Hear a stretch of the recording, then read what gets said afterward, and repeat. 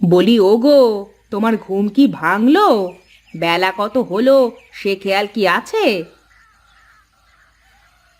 ওগো ওঠো ওঠো, বেলা অনেক হয়ে গেছে। আজ কি কাজে যাবে না নাকি? বলি কাজ নেই বুঝি আজ? কি বলো গিন্নি? কাজ থাকবে না কেন? তাহলে যে আমি ডেকে ডেকে গলা ফাটিয়ে ফেললাম, তাও তো তোমার ওঠার কোনো লক্ষণই দেখলাম না। ওহো, রোজ রোজ দেরি করে ঘুম থেকে উঠে কাজে যেতে দেরি হয়ে যায়। সরো সরো, রেডি হয়ে নি।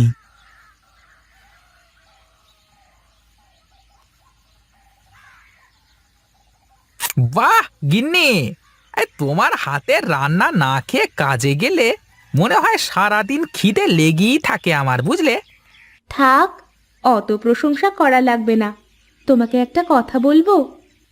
হ্যাঁ হ্যাঁ, বলে ফেলো বলে ফেলো, এত ভাববার কি আছে? না, তুমি কি মনে করবা তাই বলিনি। আজ কদিন ধরেই বলবো বলবো ভাবছি। আরে অত বাহানা না করে সরাসরি বলে ফেলো দেখি, তোমার কি লাগবে? আমার না একটা নতুন শাড়ি লাগবে। কয়েকদিন পরেই ও বাড়িতে তো অনুষ্ঠানে যেতে হবে। আরে অনুষ্ঠানের তো এখনো অনেক দেরি আছে, দেখবো নে। শোনো না, সেদিন যে শাড়িটা তোমাকে দেখালাম, আমার কিন্তু ওই শাড়িটাই লাগবে। আচ্ছা আচ্ছা, ঠিক আছে, তোমাকে ওই শাড়ি কিনে দেব। এই এখন একটু চুপ করো। আরে আরে, থাক থাক, আমাকে আর দিও না। কি যে বলো, তোমার জন্যই তো আমি এত সুন্দর করে রান্না করি। তুমি না খেলে কে খাবে বলো? মাকে খেতে দিয়েছ? উমা, মা কি এত সকালে খায় নাকি? সে পরে খেয়ে নেবে। মা, আপনার জন্য মাছের মাথাটা রান্না করেছি। আপনি তো মাছের মাথা খেতে খুব ভালোবাসেন। হ্যাঁ গো ছোট বৌমা, আমি আমার বাপের বাড়িতে মাছের মাথা ছাড়া তো খেতামই না। পরে বাড়িতে আসার পর যখন তোমার শ্বশুর মশাই জানতে পারলো, তখন সে চুপি চুপি আমাকে তার পাত থেকে মাছের মাথা উঠিয়ে দিত।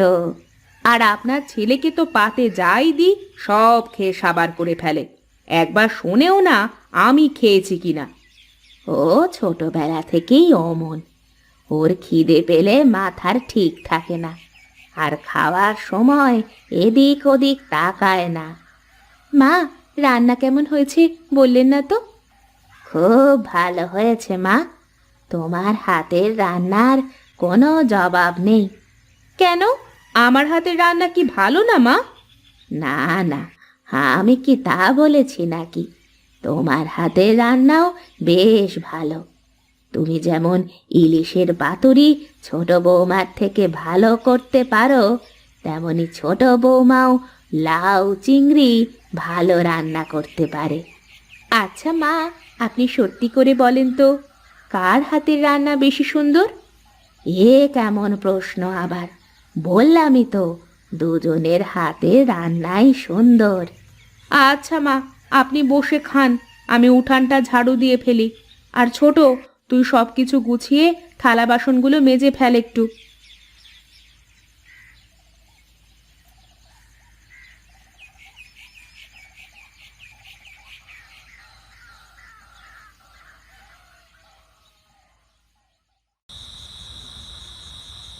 কি গো, এ চুপচাপ বসে আছো কেন? মন খারাপ নাকি? আমার মন খারাপ হলেই বা কি, ভালো হলেই বা কি, তাতে কার কি যায় আসে? আহা, কি হয়েছে বলো তো? একটু থেকে একটু হলেই কেমন ছেলে পোলের মতো করে। তোমাকে বললাম আমার জন্য শাড়ি নিয়ে আসতে, তুমি শাড়িটা নিয়ে আসলে না কেন? আচ্ছা আচ্ছা, বললাম তো নিয়ে আসবো, আজই নিয়ে আসবো, এটা তো বলিনি আমি। বুঝেছি, তুমি আমার জন্য কিছু আনতে ভয় পাও। এ আবার কেমন কথা? তোমার জন্য কিছু আনতে আমার আবার ভয় কিসের? না, যদি তোমার ছোট ভাইও তার বউয়ের জন্য কিনতে চায়? কিনলে কিনবে, আমাদের তো ভাগের ব্যবসা, ওরও যেমন অধিকার আমারও তেমন অধিকার। অত কিছু বুঝি না, তুমি কালই আমার শাড়িটা এনে দেবে। শাড়ির সাথে ম্যাচ করে তো পেটিকোট, ব্লাউজ এসব বানাতে সময় লাগবে। আচ্ছা ঠিক আছে, আমি কালই নিয়ে আসবো। এখন ঘুমিয়ে পড়ো তো দেখি।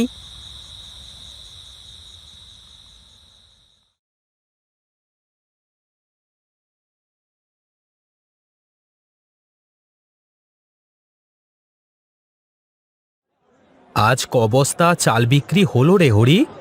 এই 50 বস্তা মতো দাদা। তা হবে কেন? এই সুশান্তকেই তো 15 বস্তা দিলাম, তাহলে এত কম হলো কিভাবে? ও আচ্ছা দাদা, হ্যাঁ আমি তো সুশান্তের নাম লিখতেই ভুলে গেছি। বেশ বেশ, ভালোই তো। এভাবে হলেই ব্যবসা লাটে উঠবে। আমি একটু বাইরে যাচ্ছি, তুই কিন্তু ভালো করে খেয়াল রাখিস সব দিকে, কেমন?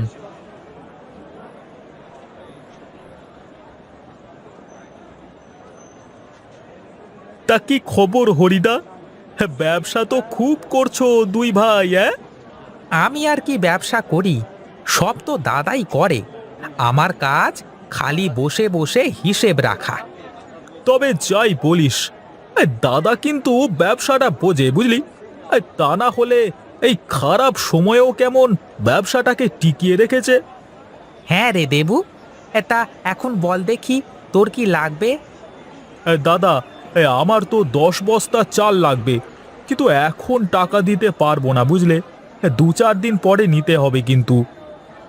আমি তো বাকি দিতে পারবো না ভাই, তুই দাদার সাথে কথা বলে দেখ। দাদা তো চলে গেল, তুমি আগে থেকে বললে না?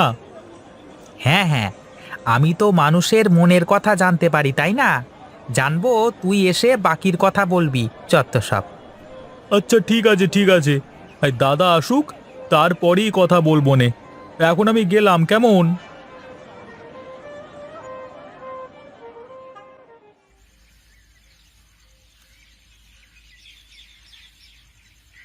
হ্যাঁ কই গো গিন্নি?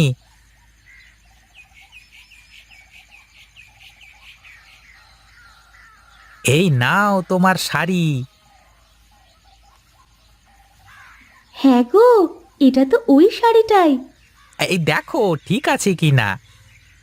খুব কষ্ট করে, অনেক দামাদামি করে তারপর নিয়ে এসেছি। না নিয়ে আসলে যে আজ তোমায় ভাতও দিত না খেতে, ঠাকুরপো।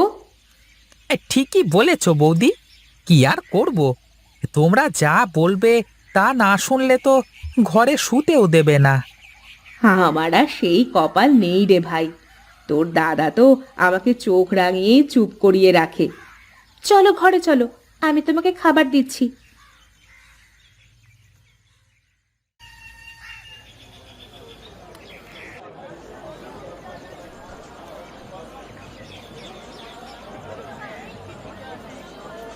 কি রে সুশান্ত, কিছু বলবি নাকি? বলছিলাম দাদা, দেবু নতুন ব্যবসা শুরু করতে চাচ্ছে, কিন্তু আপাতত ওর কাছে টাকা পয়সা কম, তাই ও কিছু চাল বাকি নিতে চাইছে। দেখ সুশান্ত, আমি তো ওইভাবে বাকি দিই নে, তুই আর কয়েকজন পরিচিত লোক ছাড়া। কিন্তু তুই যখন ওকে নিয়ে আসলি, দেখি কি করা যায়। দাদা, আমাকে 10 বস্তা চাল দাও, আমি 5 বস্তার দাম নগদ দিচ্ছি, আর বাকি 5 বস্তার দাম 2-4 দিনের মধ্যে দিয়ে দেব। আচ্ছা আচ্ছা ঠিক আছে, তাহলে টাকাটা দিয়ে চালটা বুঝে নিয়ে যা। দেখ সুশান্ত, বাকি তো দিতেই হবে ব্যবসা করতে হলে, কিন্তু সবাইকে যদি সহজে বাকি দিয়ে দিই তাহলে তো আবার সমস্যা। তুমি খুব বুদ্ধিমান দাদা, তুমি যদি হরিদার মতো লেখাপড়া জানতে। ও লেখাপড়া আমাকে দিয়ে হবে না বলেই তো বাপের সাথে ব্যবসা শিখেছি। আমার থেকে ভালো এ ব্যবসা কেউ বুঝবে না রে সুশান্ত।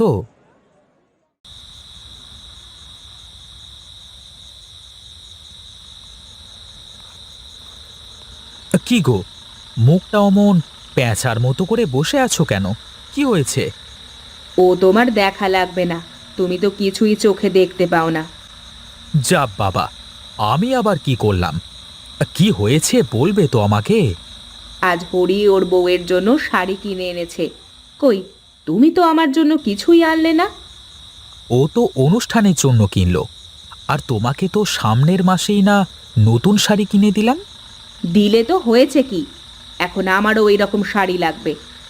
বুঝেছি, তা আগে থেকে বললেই তো হতো, একসাথে দুটো কিনতে বলতাম হরিকে। তোমার তো আমার কথা মনেই থাকে না, তুমি শুধু তোমার ব্যবসা আর কাজ নিয়েই থাকো।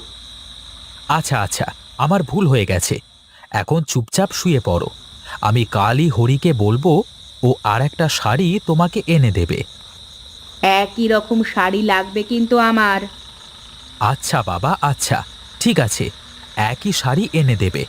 এখন চলো, ঘুমাও।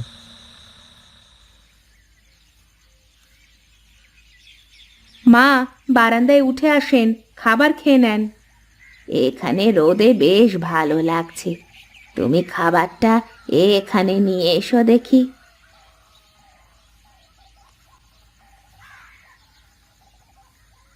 নেন মা, খাওয়া শুরু করেন। এ কি, দুজনে তো একই তরকারি রান্না করেছো, তাও আবার আলু রান্না শুধু। হ্যাঁ মা, দুজনেই এক তরকারি রান্না করেছি। এখন আপনি খেয়ে বলুন তো, কার রান্না ভালো?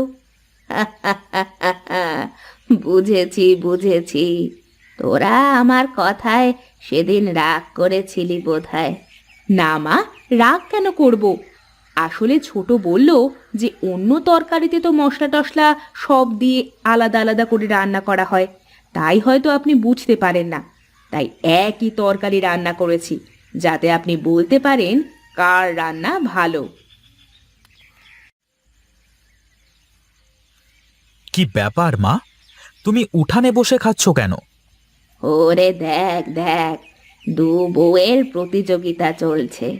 দু বউ আমার জন্য আলু রান্না করেছে, এখন খেয়ে বলতে হবে যে কার রান্না ভালো। তোমরা কেউ হেসো না তো। মা, আপনি খেয়ে বলেন না। এই নাও বৌদি, এই তোমার শাড়ি, এই দেখো ঠিকঠাক আছে কি না। দেখো গিন্নি, দেখো সব ঠিকঠাক আছে তো?